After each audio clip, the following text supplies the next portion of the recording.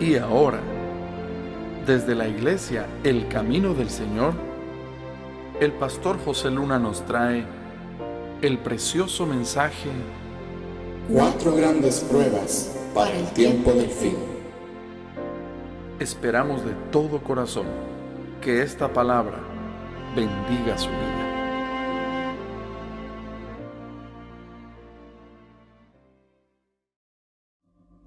Continuando con nuestro estudio, y vamos a nuestro gráfico.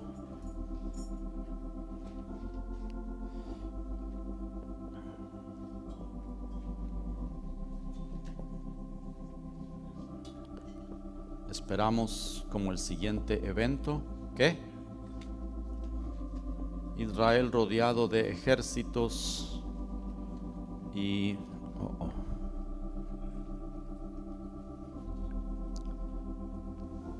y ese evento es llamado la abominación desoladora, que da inicio a un periodo de ¿qué?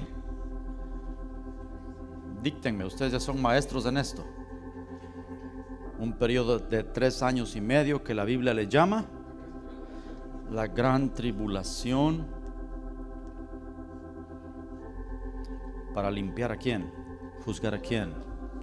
A su pueblo. Al final del periodo de gran tribulación esperamos el arrebatamiento y la resurrección de los muertos. Ahora pongo solo iniciales porque ya ustedes son expertos en esto. El Señor se lleva a su pueblo ¿para qué?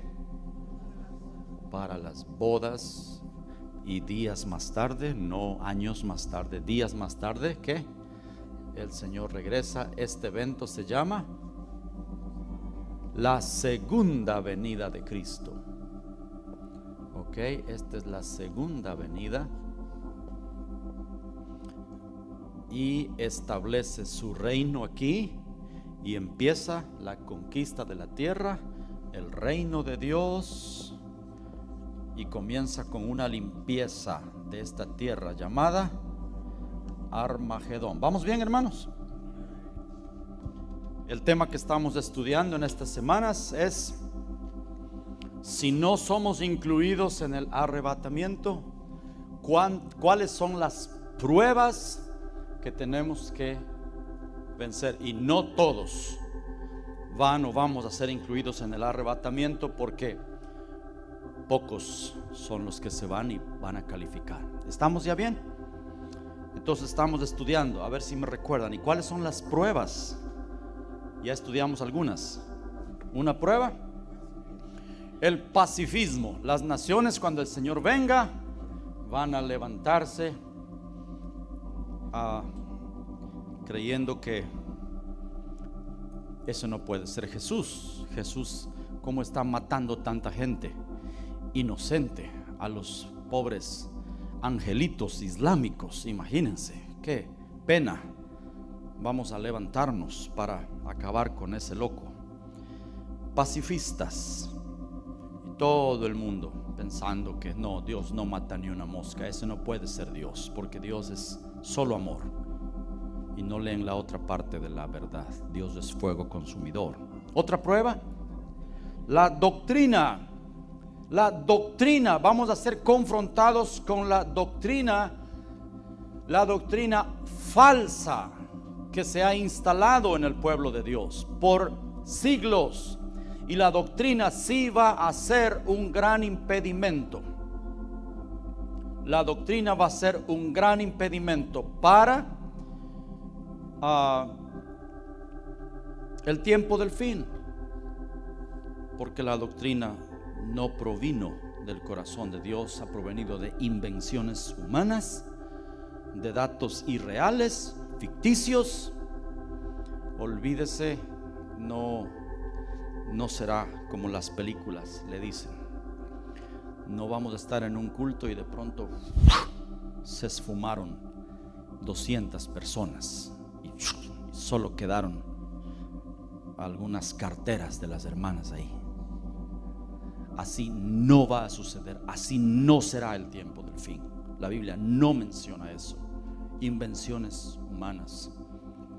Y la doctrina, por la doctrina perdieron la bendición del pueblo en la primera venida. ¿Saben eso? Ya estudiamos, ¿verdad?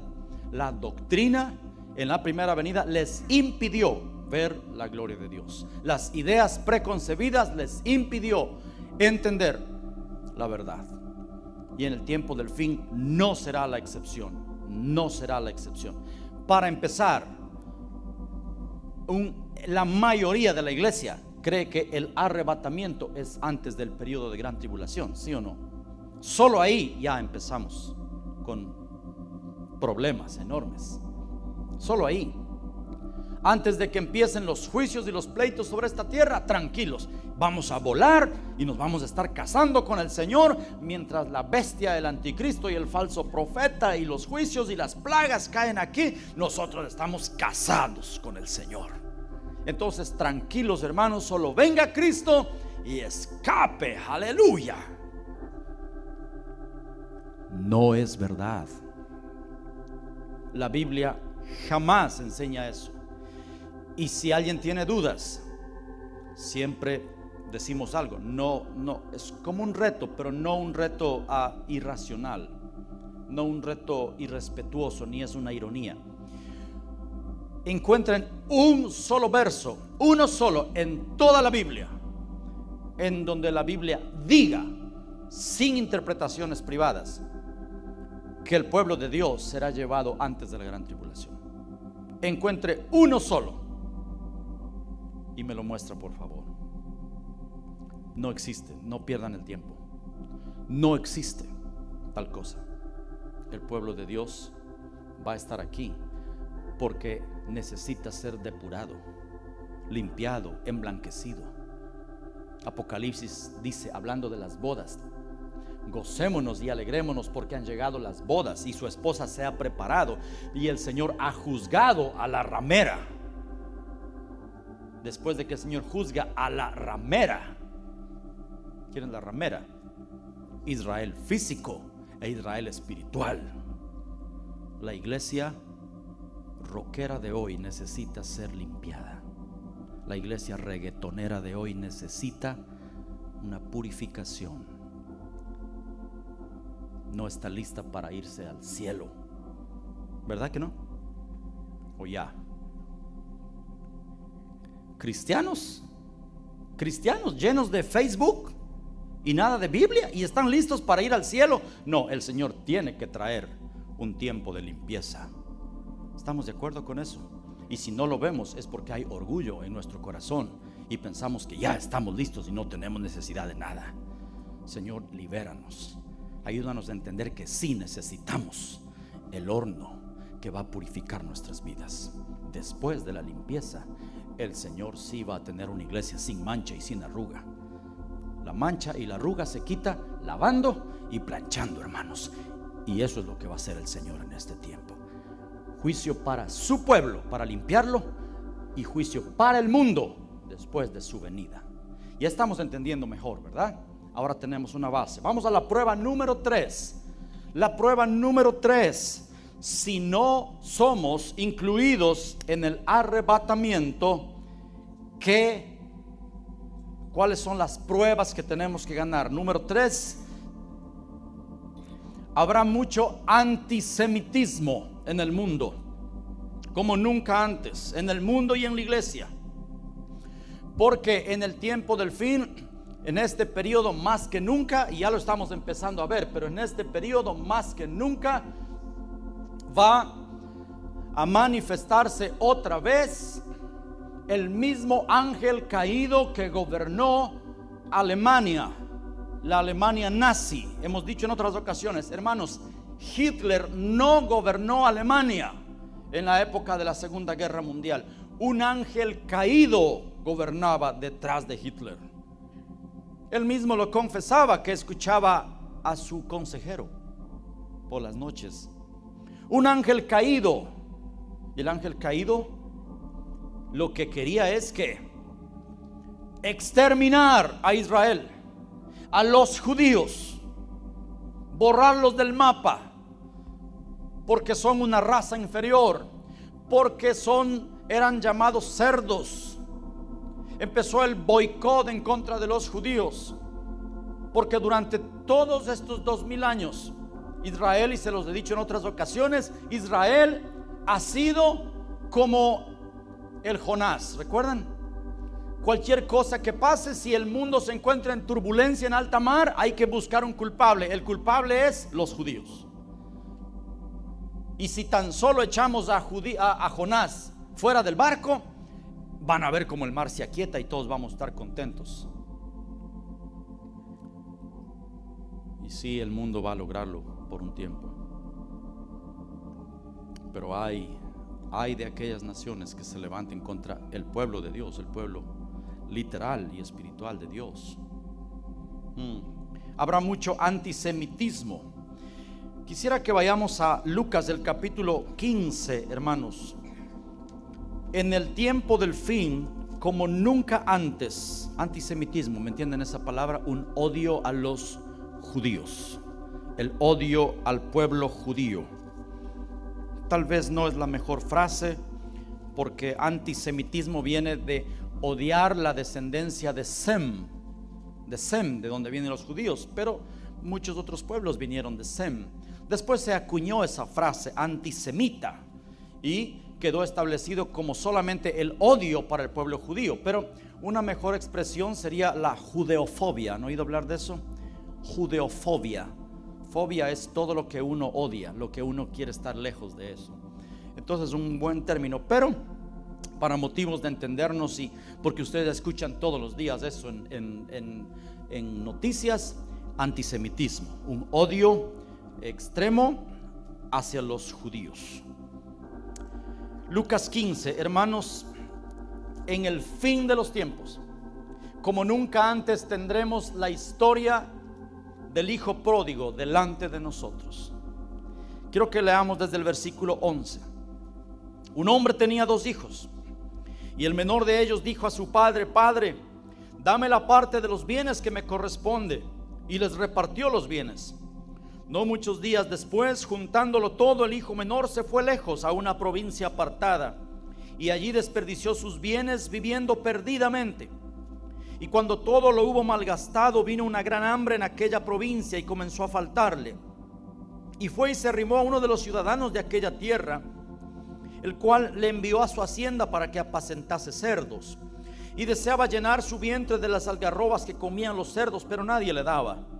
Y volviendo en sí dijo: ¿Cuántos jornaleros en casa de mi padre tienen abundancia de pan, y yo aquí perezco de hambre?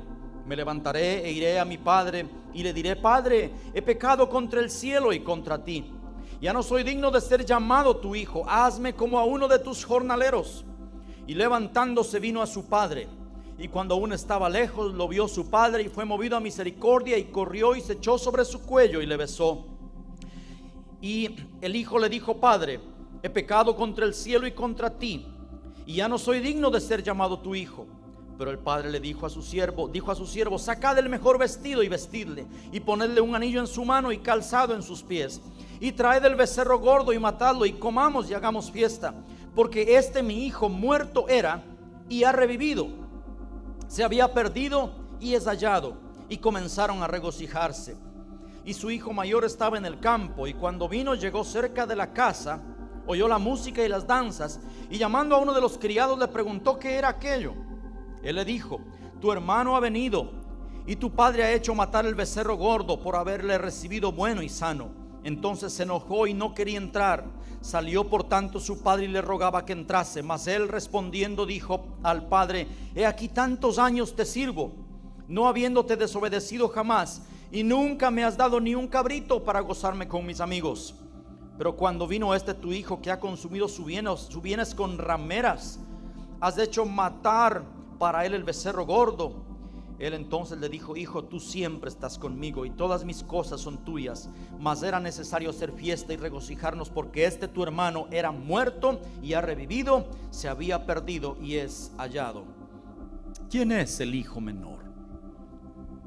El hijo menor es una figura clara de la nación de Israel en la Biblia. Es Israel en la Biblia. es menor, el Señor tiene dos hijos, ¿no? ¿Ya entienden el contexto? Israel físico y su pueblo, Israel espiritual, representa el hijo mayor. Israel, el menor, sí, le dijo: dame los bienes que me corresponde. Numéricamente Israel es el menor también.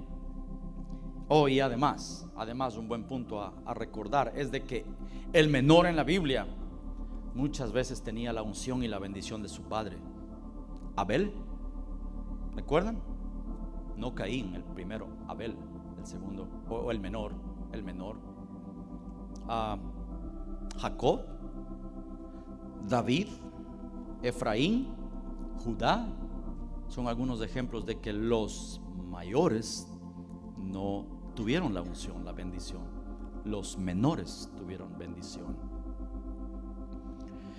Dame lo que me corresponde, te lo reclamo.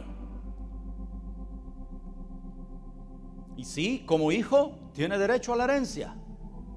Israel es mi hijo, dice la Biblia. Dame lo mío. Qué ciegas son las personas que no conocen el corazón de Dios.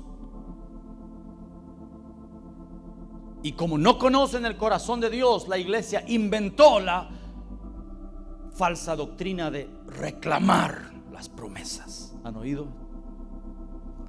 Hermano, reclama las promesas en el nombre de Jesús.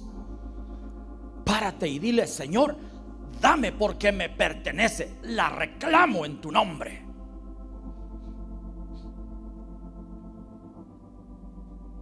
¿Dónde dice en la Biblia que debemos usar esa forma de expresarnos a Dios?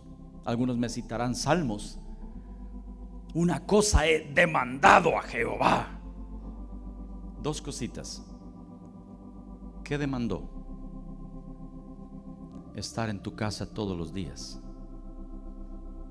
Y si ustedes buscan la palabra demandar ahí, no es demandar, te reclamo, es una cosa he suplicado a mi Señor, una cosa he rogado, por una sola cosa anhelo, que esté yo en la casa de Jehová todos los días de mi vida. No existe base bíblica para la falsa doctrina de reclamar a Dios. No reclamen a Dios. El que reclama a Dios es porque no tiene idea del corazón tierno del Padre, que siempre quiere lo mejor para nosotros. Dios siempre quiere lo mejor para nosotros, y Él sabe que a veces lo mejor no es, ¿cómo es el ejemplo? Una motocicleta para el hijo de 12 años, ¿verdad? A veces lo mejor no es una motocicleta a los 12 años, pero el hijo de la reclamo en el nombre de Jesús y quiero. Está bien, ten, hijo. Ahora tiene su motocicleta y el pasaporte a un accidente o a la muerte. Oh Señor, escoge para nosotros. Escoge para mí, Señor, y lo que tú escojas estaré contento, porque sé que siempre será lo mejor. Esa es la doctrina bíblica. No use las fórmulas inventadas por los hombres. Pero el hijo menor fue y vivió perdidamente con rameras. Tomó la parte que le corresponde y se fue a un lugar lejos y vivió perdidamente. Eso es lo que acabamos de leer. Es lo que ha sucedido con Israel. Israel sí ha tenido la bendición de Dios. A propósito, solo como un paréntesis, que ojalá entiendan esto o me haga entender. Una frase para recordar: la bendición del Padre fue la que financió el viaje de su hijo lejos de la presencia de él. ¿Entienden eso? La bendición del Padre fue la que financió el viaje de aquel hijo lejos de la gloria de su Padre, lejos de la presencia de su Padre. ¿Y cómo funciona esto? Diariamente. ¿Cuántas personas? Tal vez alguien de nosotros, pero ¿cuántos hijos de Dios se pierden porque no saben administrar las bendiciones de Dios?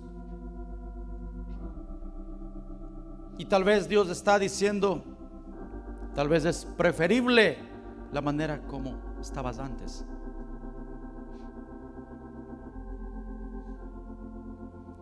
¿Saben que hay algunos de ustedes o de nosotros que si viviéramos en nuestros países no pudiéramos tener lo que tenemos aquí? Dios de alguna manera nos ha bendecido.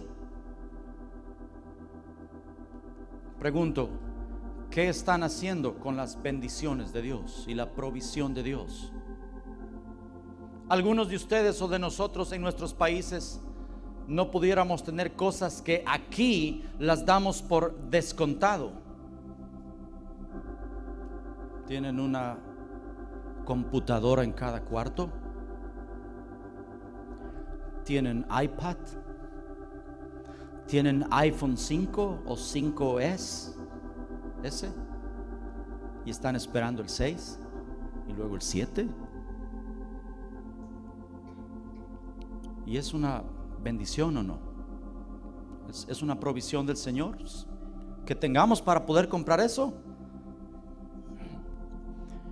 ¿Y qué están haciendo con la bendición de Dios?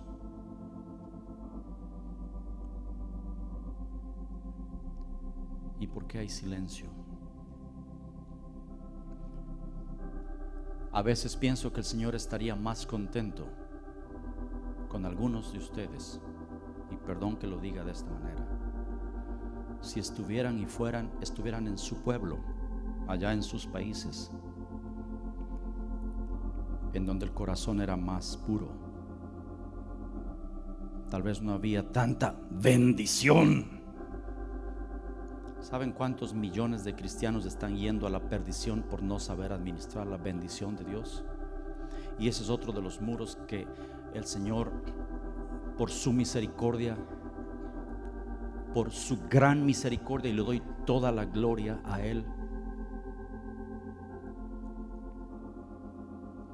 y parado aquí le puedo decir: Señor, gracias. Gracias por haberme guardado del río de iniquidad que está hoy consumiendo a medio mundo a través de la tecnología. Y ha habido varias claves que el Señor nos ha hablado para ser guardado de eso. Pero una de esas claves, ¿saben cuál es? Al tener un aparato en mis manos, recuerdo: Señor, yo no tendría esto en mi país. Así es que si lo tengo aquí, quiero usarlo sabiamente. Ayúdame, Señor. ¿Me entienden? Una frase para recordar. Muchas veces la gente no se da cuenta que la bendición del Padre es la que financia el boleto de sus hijos lejos de la presencia de Él. Ayúdanos, Señor. Perdónanos, Señor. Que yo sea un buen administrador de tus bienes, y no que use tus bienes, tu bendición y tu provisión para vivir perdidamente. ¿Pueden decir amén a eso? Ayúdame, Señor. Señor, haz una obra en este momento en el corazón de tu pueblo. Señor, que seamos sabios administradores de las bendiciones que como hijos hemos recibido de ti, Señor. Y que la bendición y provisión no sea, Señor, la que financie el boleto lejos de tu gloria. Ayúdanos, por favor, Señor. Amén. Dame lo que me corresponde. Dame lo que me corresponde. Y sí, Israel ha sido bendecido. Israel sí, la Biblia dice que por ser parte del pueblo de Dios, ellos han sido bendecidos. Es innegable. Un padre, aunque un hijo sea mal portado, el padre le va a dar lo que le corresponde. Quiero leerles algunas cosas en las cuales Israel ha tenido bendición mucho más que el resto de las naciones por ser el pueblo escogido y porque el Padre le dio su herencia. Hablando de tecnología, quiero leerles algo. Hablando de tecnología, Israel es por mucho número 1, pionero en inventos. Cosas tales, y no me puedo detener en cada una, por favor, pero inventos tales como el rayo láser, que qué bendición ha traído, ¿no? Para todos los campos, medicina, infraestructura, hasta tecnología de armas, lo que sea. El rayo láser, la fibra óptica, los celulares. Agradezcan a los judíos. El sistema de irrigación por goteo a nivel mundial, la cápsula endoscópica, los autos eléctricos. Piensen en esto. Israel hace tiempos inventó los autos eléctricos. ¿Saben por qué seguimos usando autos de gasolina nosotros? Por la corrupción del mundo. ¿Cómo es posible de que todo ha innovado en este planeta y nosotros seguimos exactamente con la misma forma de caminar de los años 50 o 60? Gasolina, cuando se descubrió el petróleo, o tal vez antes. Los derivados del petróleo. ¿Saben que es comprobado que hasta el día de hoy cualquier empresa pudiera fabricar autos súper baratos, eléctricos? Y en lugar de estaciones de gasolinas, hubiera estaciones de electricidad en donde pudiéramos llegar con nuestros vehículos, conectarnos a un sistema de alta potencia de electricidad, y en cuestión de 5 minutos tendríamos energía para andar 5 o 7 horas más de viaje. ¿Saben por qué el mundo no da paso a eso? Por la corrupción. ¿Por qué? Por el petróleo. Porque se acabaría el gran negocio del petróleo a nivel mundial. Porque los musulmanes se quedarían sin sus riquezas. Porque los dueños de Texaco o Chevron, o no sé si así se dice, pero se les acabaría todo el negocio. No van a permitir nunca auto eléctrico. Oh, no. ¿Saben ustedes que hay alternativas? A ver si les convenzo con esto.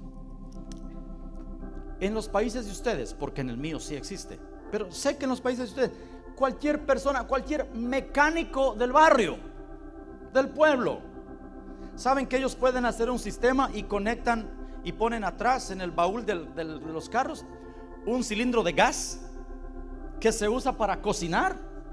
¿Cuántos son testigos de que estoy hablando? Y los carros caminan, sí.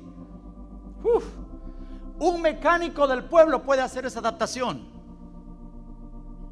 Y en Ecuador un cilindro de gas, ¿cómo está el cilindro de gas en Ecuador? $2. Y con un cilindro de gas puede el carro caminar largo tiempo. Pero viene la ley y dice: imposible, no, es peligroso, y es esto, y sí, tal vez es peligroso porque lo hace el mecánico del barrio, pero las grandes transnacionales pudieran hacer un sistema mejor, ¿o no? Si quisieran, hoy lo pueden hacer. ¿Saben por qué no lo hacen? Por la corrupción del mundo.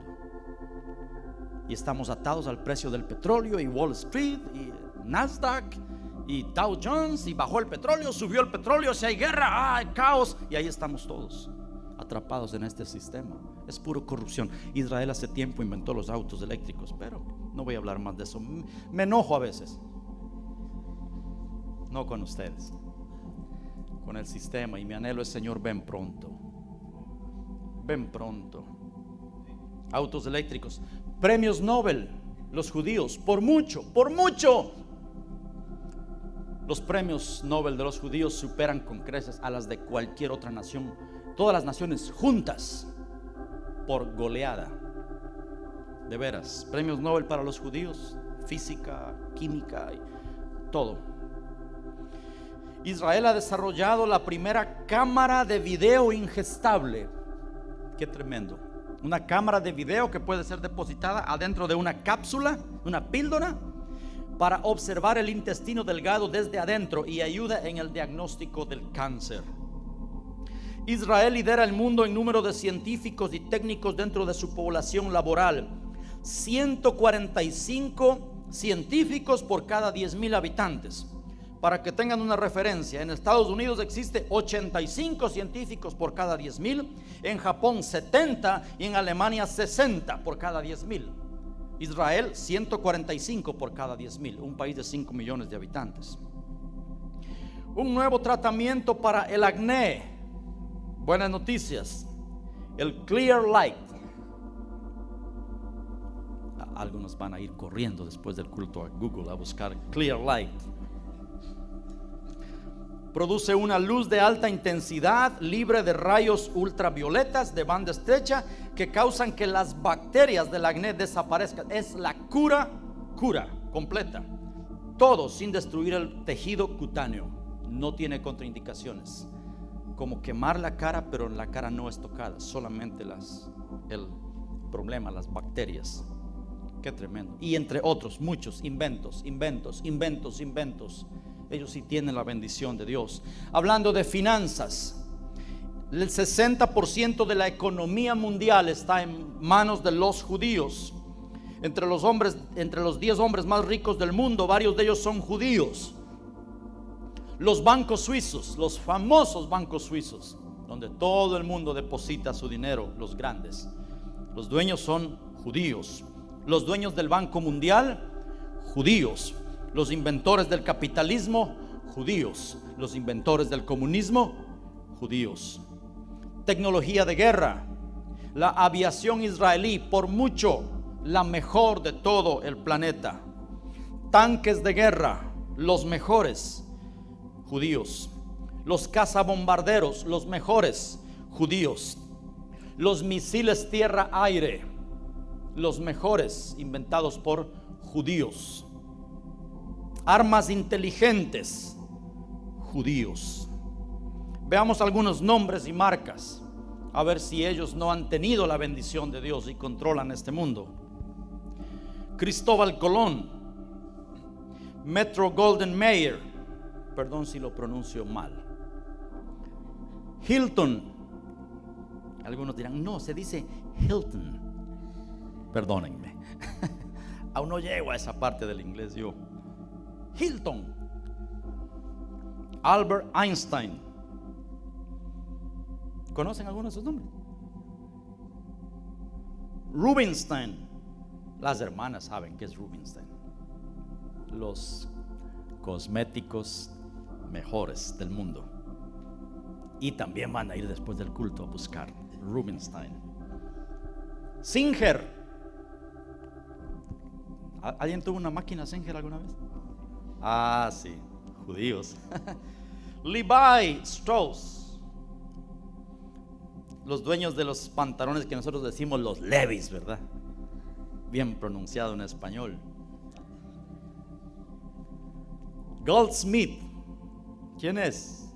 Nadie, solo el dueño de las llantas Goodyear a nivel mundial. Woody Allen, Julio Iglesias. Isaac Perman, mejor violinista del mundo. Michael Dell, que inventó la computadora de esa marca. Calvin Klein. Ralph Lauren, los que les gusta la marca Polo. Kenneth Cole, Steven Spielberg, Frank Sinatra, Walt Disney y todos los dueños de Hollywood tienen algo en común: judíos. Judíos. Pero ¿qué hicieron? ¿Qué hicieron con la bendición de Dios? La malgastaron.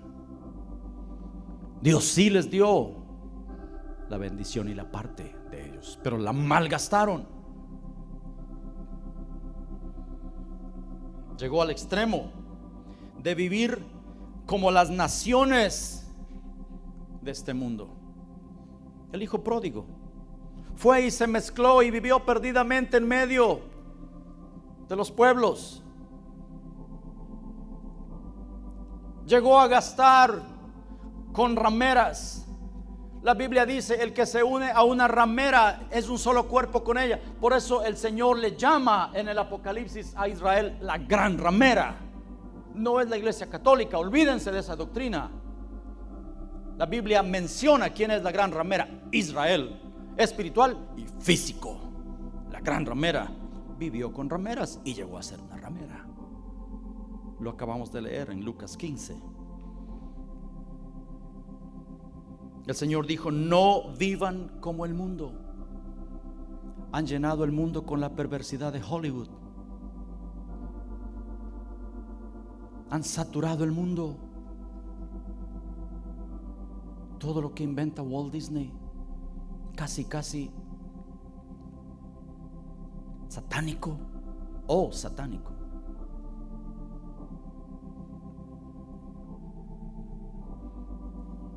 Llegaron a comer de las mismas algarrobas que se les da a los cerdos, viviendo en medio de los cerdos. Israel, sí, así han llegado a vivir. Tel Aviv, ¿cómo es posible? ¿Cómo es posible que Tel Aviv, la ciudad principal de Israel, no estoy hablando, exceptuando a Jerusalén por el sentido religioso, pero por economía, amplitud, Tel Aviv, ¿cómo es posible que haya sido declarada la capital mundial de qué? De los homosexuales? Su sede en Tel Aviv, tiene la sede en Tel Aviv. Esta semana vimos con mi esposa una noticia. El gobierno de Israel ya aprobó que las parejas de homosexuales ya tienen el permiso para hacer aliyá. ¿Saben qué es aliyá? De otros lugares pueden emigrar a Israel y demostrar su ciudadanía o su ascendencia judía, y ya les van a dar la nacionalidad judía a los homosexuales. En esta semana lo miramos. Llegaron al punto de vivir igual que las naciones. Se mezclaron, vivieron perdidamente, tomaron la bendición y la repartieron. ¿Cómo viviría el pródigo en el tiempo de la abundancia? A veces en las iglesias se hacen dramas o se hacen películas de niños, de cómo vivió y tirando el dinero. ¿Han visto alguna película, algo parecido del hijo pródigo? Tirando el dinero y trayendo y licor, y sí, yo tengo mucho. Y así es Israel. Así ha sido Israel en estos 2000 años, principalmente ahora en el tiempo del fin. Pero gloria a Dios por esa palabra. Pero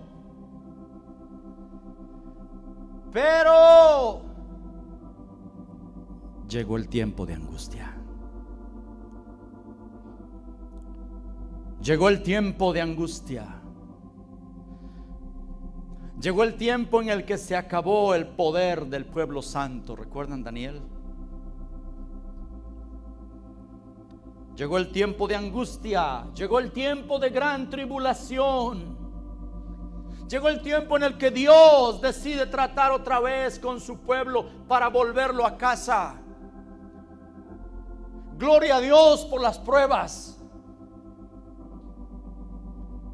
Si la bendición mal administrada es la que financia el boleto para irnos lejos de la gloria del Padre, otra frase para recordar: las pruebas y la cruz de Cristo financian el boleto y el camino de regreso a la presencia de nuestro Dios. Gracias a Dios por las pruebas que a veces no permiten que nos vayamos lejos. La prueba abre nuestros ojos. La prueba nos hace depender de Dios. Dice la Biblia: pero llegó el tiempo de escasez.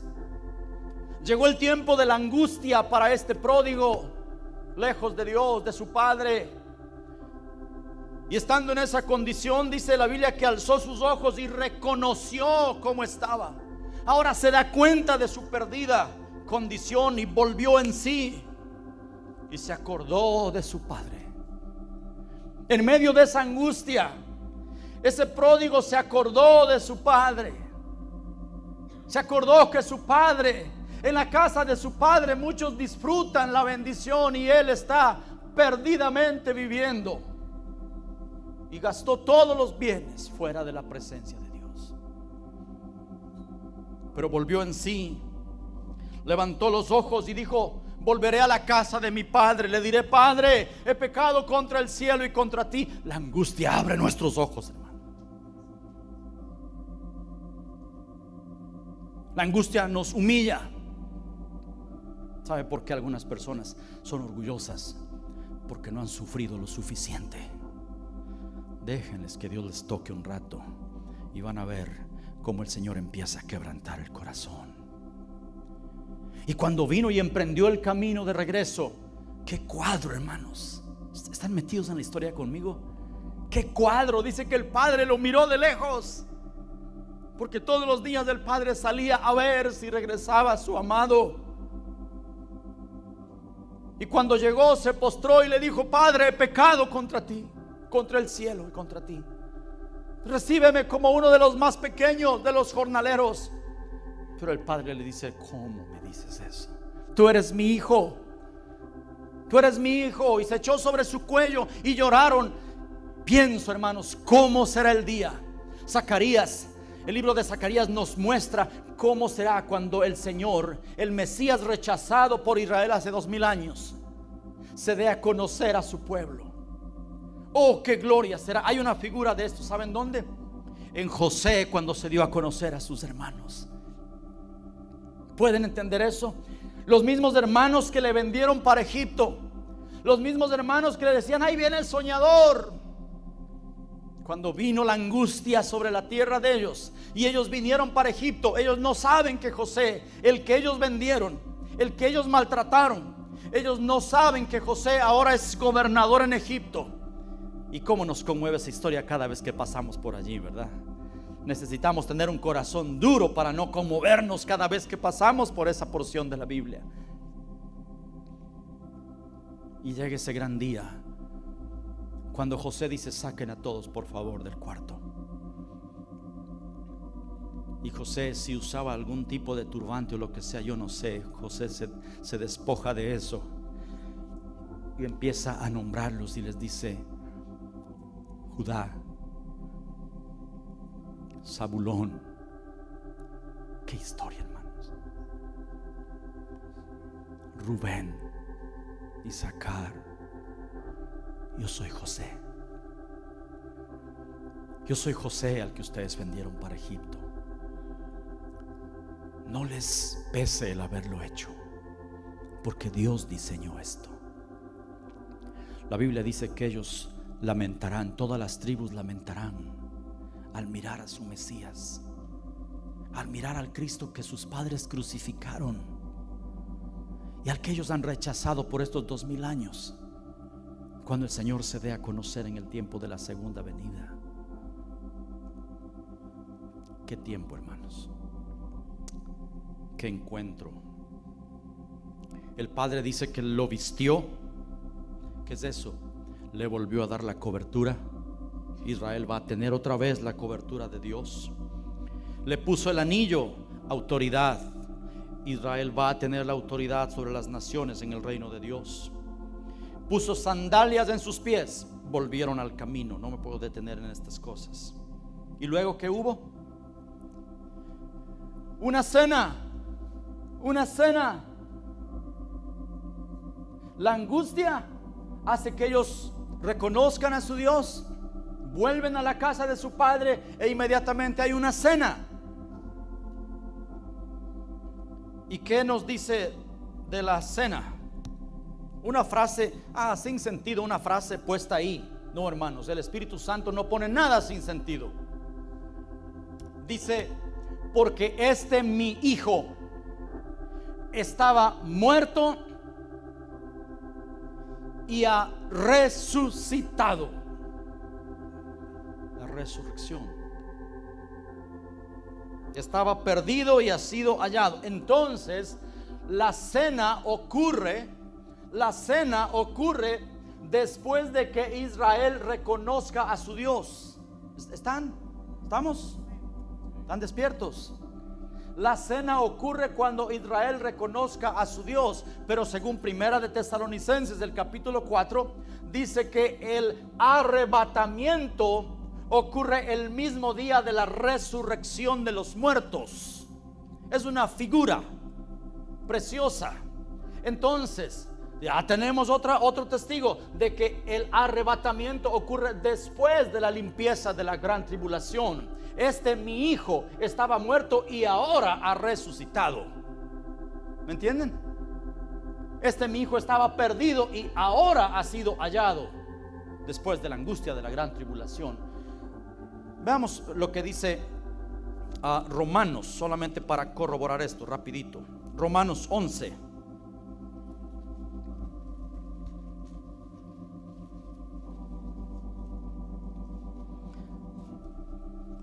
Romanos 11, versículo 15. Hablando de Israel, desde el versículo 11, todo el capítulo 11 está hablando, el contexto es Israel. Y dice 15, porque si su exclusión, la exclusión de los judíos, es la reconciliación del mundo, ¿qué será su admisión sino vida de entre los muertos? ¿Qué es vida de entre los muertos? Resurrección. ¿Cuándo ocurre la resurrección? Cuando Israel sea admitido de nuevo. ¿Están allí? La exclusión de ellos fue la reconciliación del mundo. ¿Por qué? A los suyos vino y los suyos no le recibieron. Mas a todos los que le recibieron les dio potestad de ser hechos hijos de Dios. La exclusión de ellos fue la reconciliación del mundo. Amén, ¿estamos? Entonces, si esta exclusión fue la reconciliación, Pablo dice, ¿qué será la admisión de ellos otra vez? La admisión de ellos será que, véanlo, vida de entre los muertos. Eso es una figura clarísima. ¿Qué es vida de entre los muertos? La resurrección. Y según Tesalonicenses, resurrección y rapto ocurren el mismo momento. ¿Qué pasó con el hijo mayor? La iglesia gentil salió y le dio la bienvenida, ¿verdad? ¿Qué tal, pícaro? ¿Cómo te fue? Qué gusto verte. Dice que se enojó. Y esa sí es una prueba. ¿Saben que muchos sectores en el cuerpo de Cristo creen que ya Dios no quiere nada con Israel? Dios desechó a los judíos y nosotros somos el único pueblo que existe. Qué susto será para muchos sectores de la iglesia cuando el Señor restaure a su pueblo Israel. Oh, hermanos, qué gloria. Pero el hermano mayor se enojó, la iglesia gentil, y se justificó. Yo te he servido, yo he trabajado duro para ti. Y la iglesia sí ha trabajado. Y no me has dado la bendición que les diste a ellos, que le diste a él. Nunca me has dado ni un cabrito. Hijo, todo lo que yo tengo es tuyo, pero deja regocijarme con mi hijo, porque él estaba muerto y ha resucitado, estaba perdido y ha sido hallado. Hermanos, pidamos un amor por nuestro hermano Israel. En el tiempo del fin, el odio a los judíos será tan grande. Todo el mundo estará odiando a Israel. Todo el mundo, literalmente. Algunos dicen, ay, yo he trabajado con judíos y son malos, son pesados, son esto, lo otro. Hermano, después de 2000 años de persecución, después de 2000 años de ser difamados y maldecidos en el nombre de Cristo por el cristianismo y ser tachados como los asesinos de Cristo. Hitler lo decía, Lutero lo decía, un hombre santo, imagínense. Grandes sectores, grandes hombres en los tiempos de la historia lo han dicho.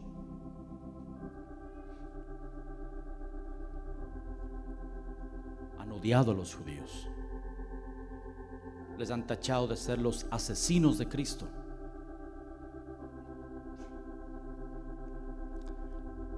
Pero ellos van a volver a ser parte del pueblo de Dios. El mundo los odiará y la iglesia apóstata los va a odiar. Repito, los tacharán de asesinos de Cristo. ¿Cuál será la prueba para ese tiempo? El antisemitismo. No se ponga del lado equivocado en el tiempo del fin. No se ponga del lado equivocado en el tiempo del fin. Dios todavía ama al pueblo de Israel. Amén. Porque si Él no perdona a las ramas naturales, Romanos dice que gentil, entonces a ti tampoco te perdonará. Que somos solamente ramas injertadas. Amén. Quiero pedirles un favor. Vamos a tener un receso de 10 minutos, porque quiero que al regresar veamos la última y gran prueba que la iglesia va a enfrentar, quienes no vayan o no vayamos en el arrebatamiento, solo para asegurarnos. Y va a ser una clase corta, pero sí estoy suplicándoles que tomen un descanso de 10 minutos y en 10 minutos regresamos. No sé si tenemos un café o alguna cosa, y en 10 minutos vamos a regresar para que veamos la última y gran prueba que enfrentaremos en el tiempo de la venida del Señor. Amén. Amén, hermanos. Nos vemos en 10 minutos. Tomen descanso, por favor. Amén. Vamos a Daniel, por favor, el capítulo 12. La última gran prueba que enfrentará la iglesia o el pueblo de Dios que no vaya en el arrebatamiento. Daniel, el capítulo 12, versículo 4. Pero tú, Daniel, cierra las palabras y sella el libro hasta el tiempo del fin. Muchos correrán de aquí para allá y la ciencia se aumentará. Muchos correrán de aquí para allá. Muchos, esto, hermanos, es increíble. El cumplimiento de este pasaje en el tiempo actual, como nunca antes,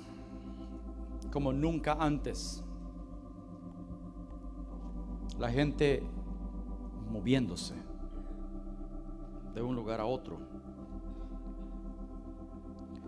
gente se mueve por dinero, gente se mueve por una escuela. Hace 30 o 40 años, solo piensen en esto, hace 30 o 40 años ustedes platicaban, los que vivimos más de 30 o 40 años,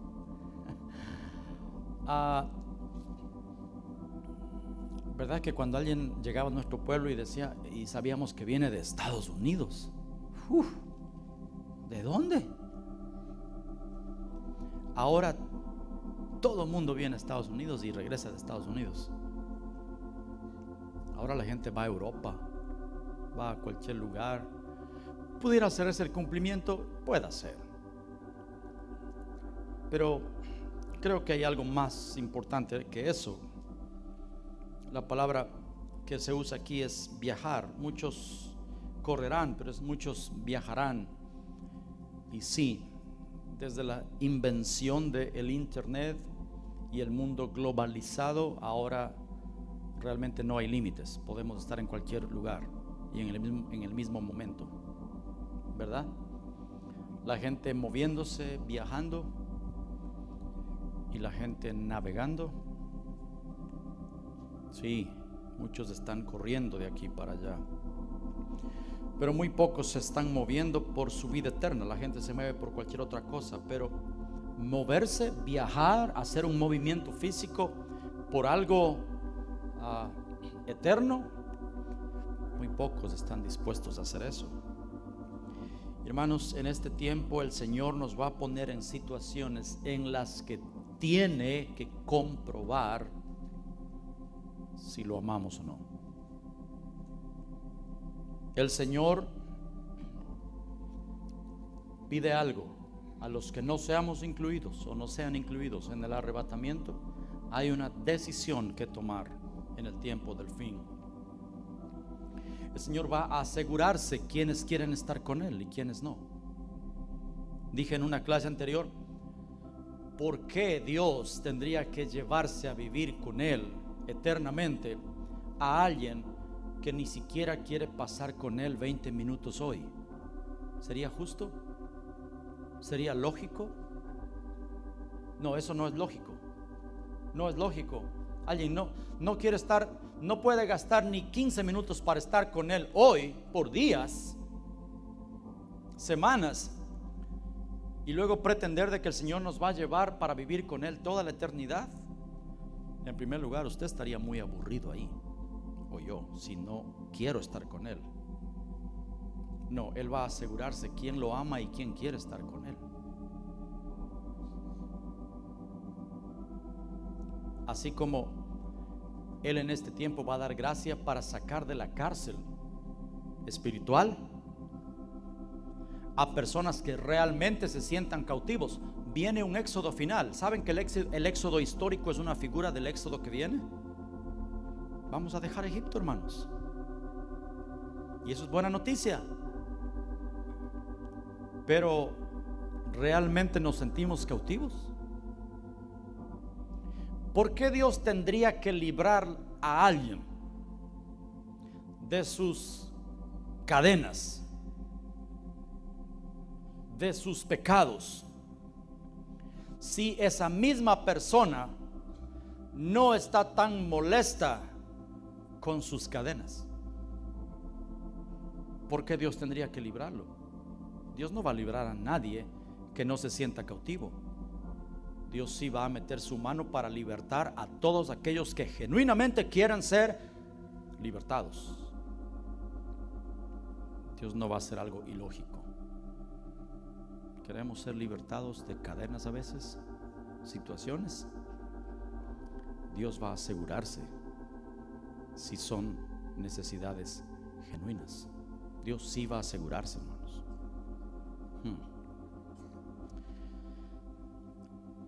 Al final, el final del viaje, el final de algo siempre marca la exposición del corazón de muchas personas. ¿Recuerdan el final del viaje de Israel? 2 tribus y media, estando en la misma ribera del Jordán, le dijeron al Señor, no, a Moisés, déjanos a este lado, estamos contentos aquí. ¿Recuerdan? Rubén, Gad y media tribu de Manasés, y no cruzaron el Jordán porque les gustó. Aquí hay buen pasto para nuestros ganados, queremos quedarnos acá. No, Dios no había prometido ese lugar. Dios había dicho que vamos a conquistar Canaán. Judas Iscariote es una figura de muchas personas que van a abandonar al Señor por el amor por este mundo en el tiempo justo antes del fin. Ananías y Zafira, Acán. Dios va a asegurarse. Es más, incluso Dios va a permitir que sea puesto delante de nosotros ciertos manjares de este mundo, solo para asegurarse si lo amamos a Él más que a cualquier cosa en esta vida. Dios tiene que asegurarse. Dios va a asegurarse si su esposa lo va a seguir por lo que Él es, no por lo que Él tiene. Seremos probados, hermanos. La cuarta prueba se llama el amor por este mundo. nosotros citamos versículos, nosotros entonamos cantos que dicen, por ejemplo, más de ti. Señor, oye mi oración por más de ti. Todo lo terrenal no saciará mi sed. Solo te quiero a ti. Escuchen, Dios va a asegurarse de que si eso es verdad. Nosotros cantamos, prefiero a Cristo que el oro mortal, prefiero a Cristo que lo que este mundo da. Es mi himno preferido. Los que me conocen saben que es mi himno preferido. Prefiero a Cristo antes que todo lo que este mundo da. Lindo himno. Dios va a asegurarse. Dios tiene que asegurarse de que eso sea verdad. El libro de Hebreos dice, ofrezcamos siempre a Dios un sacrificio, dice, es decir, el fruto de labios que confiesan su nombre. Las cosas que nosotros decimos con nuestros labios deben tener un fruto en la vida diaria. Y Dios va a asegurarse de eso, hermanos. Señor, quiero estar contigo. Todos lo hemos dicho. Señor, anhelo tu presencia. Todos lo hemos dicho. Señor, no quiero lo terrenal. Señor, amo tus atrios. Todos lo hemos dicho. Pero Dios va a asegurarse de que si ese sacrificio de alabanza, lo que decimos con nuestros labios, tiene fruto o no. Él lo va a hacer. No lo duden. Él lo va a hacer. Y aunque sea en la última noche, el Señor sacará de su reino a todos los que amen cualquier cosa en lugar de Él, como fue sacado Judas Iscariote. Dice la Biblia, y Judas salió y ya era de noche. Ya era de noche. El sol de justicia se había metido. Ya no hay oportunidad, Judas. Tú amaste más el premio de la maldad. Tú amaste más las riquezas de este mundo. Hermanos, en la segunda venida de Cristo nos encontraremos en una gran encrucijada. ¿Por qué? A la luz de todo lo que hemos estudiado en estas semanas, piensen en esto. Tal vez los hermanos que no han tomado el estudio completo les cuesta un poco entender esta parte final, pero pueden conseguir los estudios ahí en la librería. Pero los que han estado desde el inicio o segunda clase, en el seguimiento de esto, piensen en esto. Si decimos que Él es, o sea, recuerdan que el Señor viene por segunda vez. Él se fue, no fuimos incluidos, no calificamos para ser incluidos. Eso no significa el final de todo, ya hemos estado viendo. ¿Hay todavía esperanza si no somos incluidos? Sí, sí, hay buenas noticias. Bienaventurado el que espere a que su Señor regrese de las bodas, dice la Biblia. Significa que no fue a las bodas. Hay esperanza todavía. ¿Qué hacer? Se requiere algo. Gente, si decimos que Él es, porque el Señor va, se casa con su iglesia, la perfecta, regresa en la segunda venida, y el mundo va a estar diciendo que es un loco. ¿Recuerdan? El mundo no dice es Cristo porque no viene rompiendo el cielo, como muchos piensan o como los cuadros lo dibujan. No viene con 1000 ángeles con trompetas alrededor y todos lo vamos a ver en el cielo en un caballito blanco. No viene así. No viene así. Algunos dicen, hermano, pero la Biblia dice que viene montado en un caballo blanco. Ok, si eso es literal, entonces también el mismo pasaje más abajo dice que tenía impreso en su muslo una, ¿cómo es? Algo que dice es el verbo de Dios. entonces Jesús viene con un tatuaje. No, eso es espiritual, hermano. Entonces, ¿quién nos da el derecho para decir esto es físico, esto es espiritual, esto es físico, esto es espiritual? ¿Se han dado cuenta cómo somos para estudiar la Biblia? Las 10 cabezas de la bestia. Oh, sí, eso es.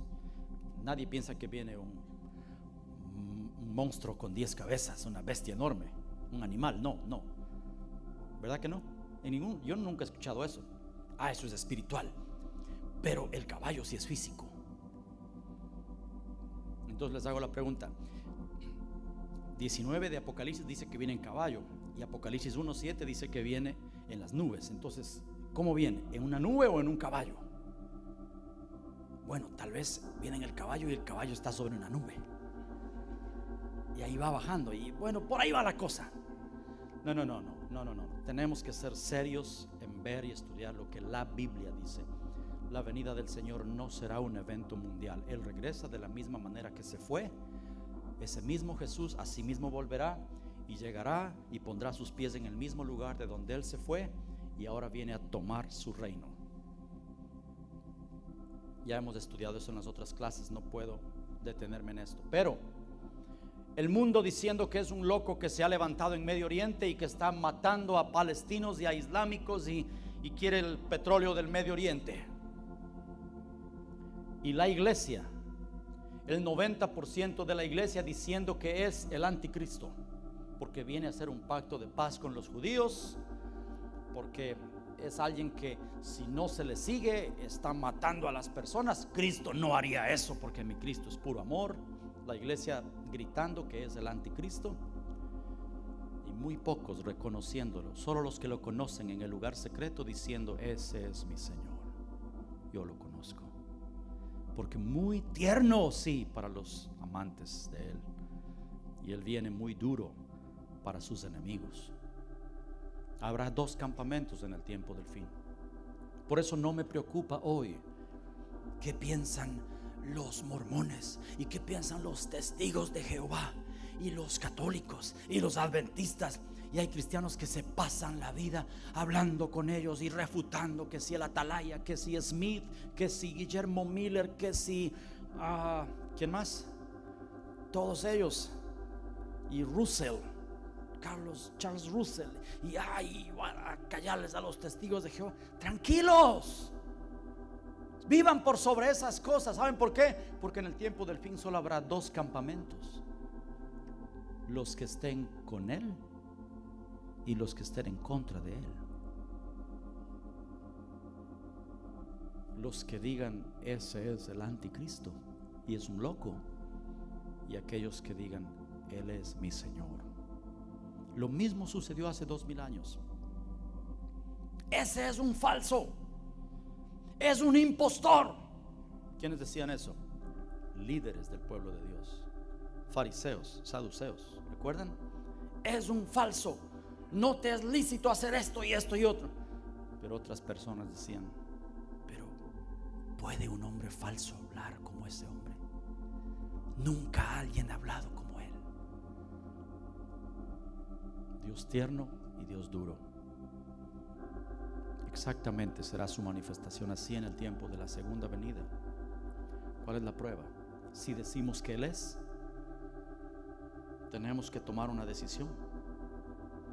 Tenemos que hacer algo que el Señor requiere. ¿Están listos? ¿Están listos? Si decimos que Él es nuestro Señor, tendremos que hacer algo. Solo 3 pasajes de la Biblia, rapidito. Isaías 2,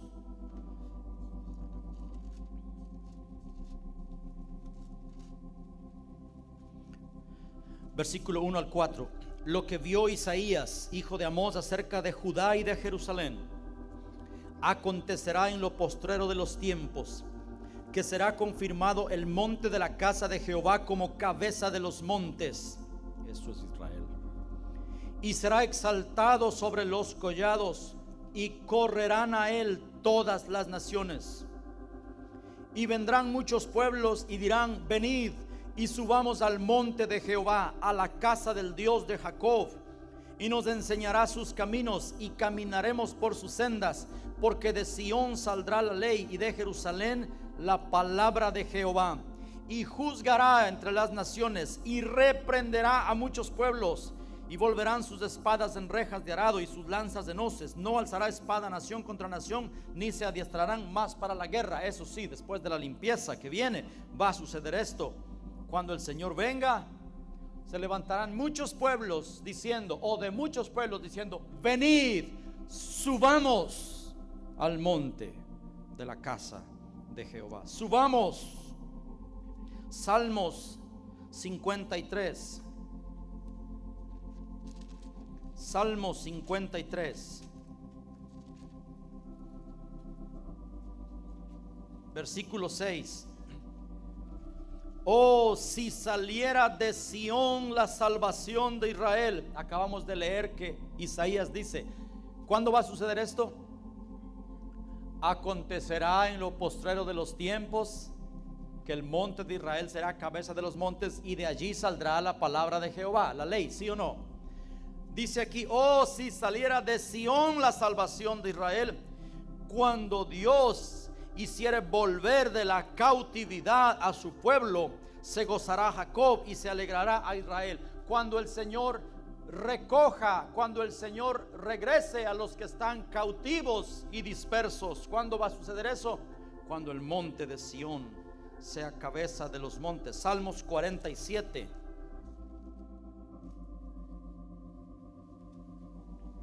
Pueblos todos, batid las manos, aclamad a Dios con voz de júbilo, porque Jehová el Altísimo es temible, Rey grande sobre toda la tierra. Esto es un salmo cuando el Señor esté ya aquí. Él someterá a los pueblos debajo de nosotros y a las naciones debajo de nuestros pies. Él nos elegirá nuestras heredades. La hermosura de Jacob, al cual amó. Subió Dios con júbilo, Jehová con sonido de trompeta. Cantad a Dios, cantad. Esto es la segunda venida, hermanos. Cantad a nuestro Rey, cantad, porque Dios es el Rey de toda la tierra. Cantad con inteligencia. Reinó Dios sobre las naciones, se sentó sobre su santo trono. Los príncipes de los pueblos se reunieron como pueblo del Dios de Abraham. ¿En dónde? ¿En Chile? ¿En Ecuador? ¿En Guatemala? ¿En Nueva York? Porque de Dios son los escudos de la tierra. Él es muy, muy exaltado. Hermanos, con sonido de trompeta, dice aquí, el Señor reinará en Sión y recogerá a su pueblo. Y vendrán muchos pueblos y dirán: venid, subamos al monte de Jehová, cuando de ahí salga la ley. ¿Es tiempo ahora de subir a Israel? No, ahora el Señor dice: salid de en medio de ella, pueblo mío, porque Israel va a ser destruido. Pero cuando el Señor regrese, oh hermanos, Israel sí va a ser un lugar deseable. La Pascua final se aproxima y el Señor viene para sacarnos de la cautividad. Juan 10, 14 al 16, no vamos a leer eso, pero dice que el Señor dijo: yo soy el buen pastor y tengo también otras ovejas que no son de este redil. Y yo las voy a llamar, y ellas subirán y oirán mi voz, y habrá un rebaño y un pastor. No en Nueva York, no en Nueva Jersey. Yo voy a recoger.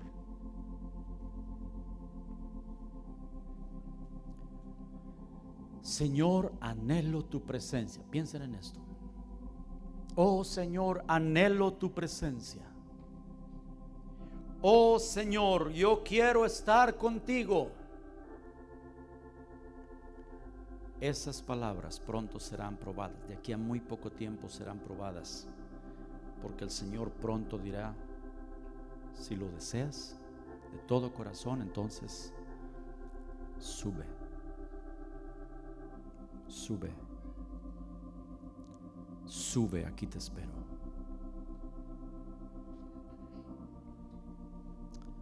Si mi Señor está aquí en la tierra y usted tiene la convicción de que es el Señor y que el Señor ha regresado y Él está en Jerusalén, usted tiene esa convicción. Supongamos, usted pasó estas pruebas que hemos visto en estas semanas y usted reconoce y dice: Él es mi Señor, yo lo conozco. Pregunto, y Él está en Jerusalén, ¿dónde quiere estar usted?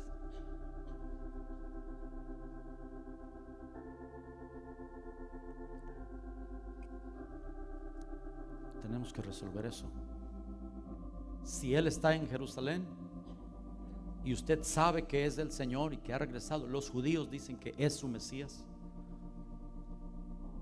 Ellos están regocijados porque su Mesías ha vuelto y toda la convulsión que viene, y sabemos que el Señor ha regresado. ¿Dónde queremos estar nosotros? Si decimos que Él es, entonces debemos estar preparados para dejarlo todo y encaminarnos hacia Jerusalén.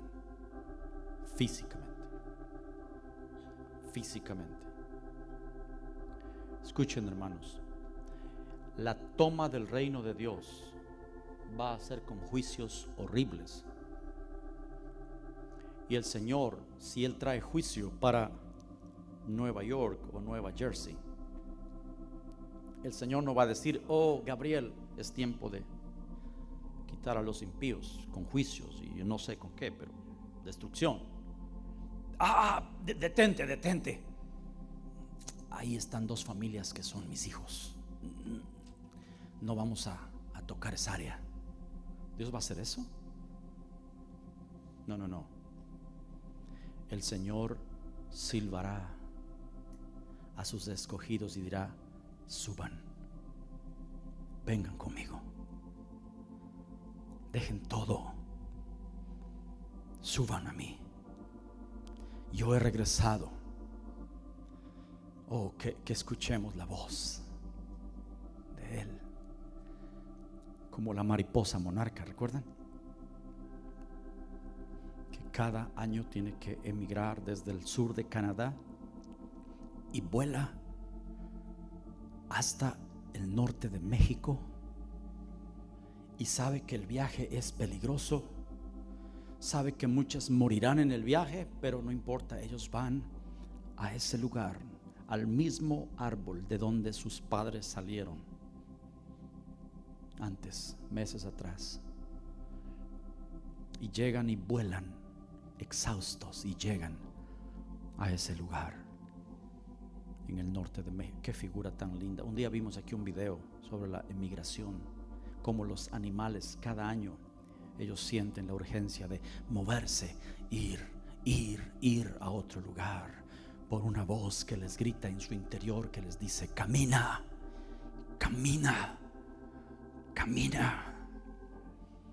Ellos saben que si se quedan es la muerte. Los animalitos saben que al cruzar los ríos hay depredadores, ¿verdad? ¿Recuerdan? Las gacelas, los ciervos saben que algunos de ellos morirán en el intento. Hay cocodrilos, hay leones en la sabana, pero la voz interior que les dice: muévete. Y hay una ola migratoria corriendo hacia donde está la vida, hacia donde está el agua, hacia la supervivencia. Dios ha puesto esas figuras en todo el planeta por siglos, porque eso es lo que va a suceder en el tiempo del fin. Dios le va a gritar a su pueblo, y solo los que tengan la capacidad espiritual de escuchar podrán decir: Él es mi Señor. CNN dice que es un loco. La iglesia dice que es un anticristo. La ONU está en reuniones para pelear contra él. La Biblia lo dice. Las naciones se juntarán para pelear contra él, pero pelearán contra el Cordero, y el Cordero los vencerá. y sus ejércitos estarán con él. El Señor peleando contra las naciones. Yo no quiero estar en medio de las naciones, hermano. Quiero ser parte de su ejército, y usted también.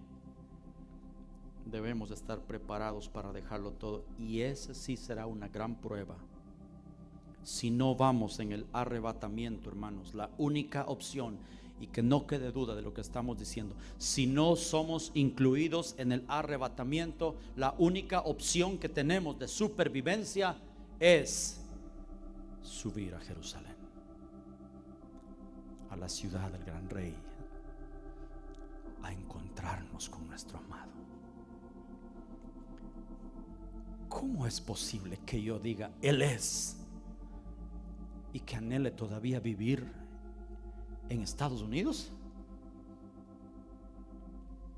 Si digo Él es, oh Señor, si yo por milagro te reconozco en el tiempo de tu venida, deposita en mí esa urgencia por correr en pos de ti, Señor, dejando todo. Sabe que muchos no lo harán. Familias se van a oponer. ¿Pero qué vas a hacer? ¡Qué locura! Y sí, será peligroso. Y otras personas no lo harán por el amor por este mundo, porque y mis propiedades, y mis bienes, y mis casas, y mis carros, y mi trabajo. Y si no es,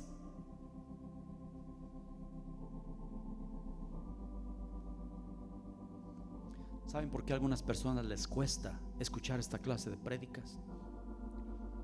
Porque las cosas de Dios nos han llenado la cabeza de que todo es un mundo etéreo y flotante.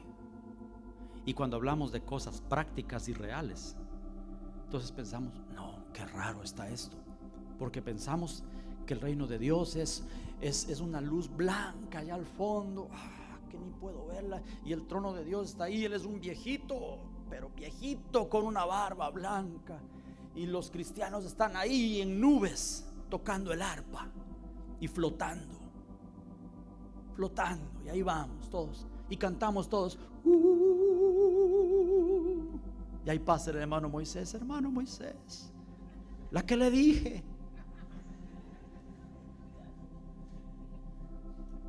Eso es, eso, algunas personas, eso sí, eso así es.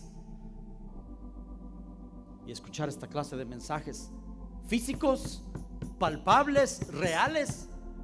No estoy hablando de hacer maletas espirituales, hermanos. Estoy hablando de movernos. Muchas personas dicen, qué raro esa doctrina, qué raro ese mensaje.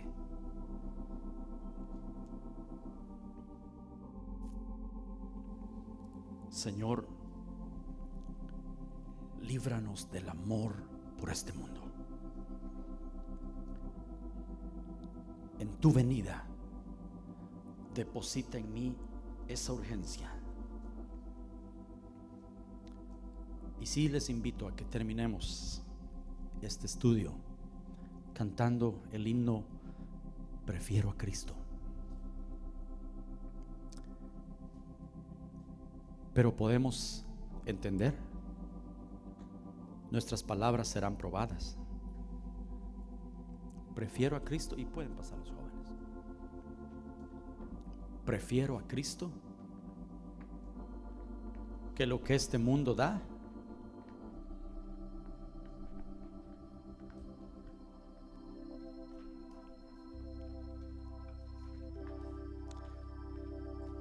Si el Señor tiene misericordia de mí y de mi familia, y Él nos despierta el espíritu para ir en pos de Él, si no somos incluidos en el arrebatamiento, cuando Él regrese. Yo no estoy de acuerdo con la doctrina, tengan cuidado, este vehículo de un momento a otro se queda sin conductor, ¿recuerdan?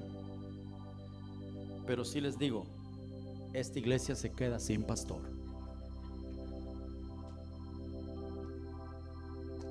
porque yo me quiero ir donde está Él. Mi Señor aquí, y yo todavía aferrado a mis cosas terrenales. Porque cuando Él venga, las cosas van a seguir igual, por un tiempo.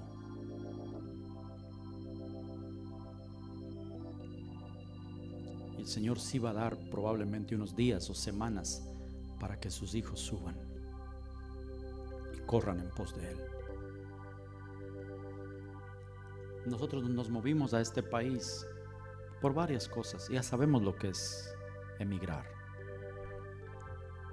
Que emigremos un día rumbo a la presencia de nuestro amado Dios y que Él escoja para nosotros. Póngase de pie, por favor.